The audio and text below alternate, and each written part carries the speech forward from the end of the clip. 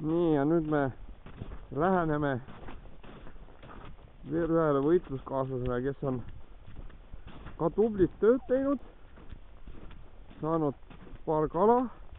Praegu tegeleb rakenduse söödastamisega.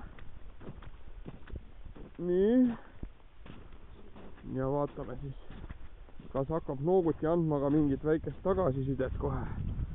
nii, ja ta läheb teisele poole väikest. nii, et ma kala peale ja nii, väga ilus, väga ilus. ja tuleb. ja tuleb. nii.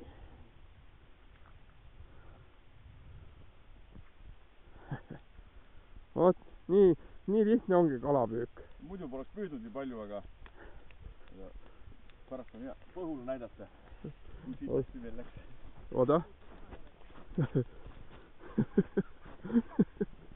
kurat, ei mahu kõige oma kalaga kaadrisse ära. väga ilus, super ljuks.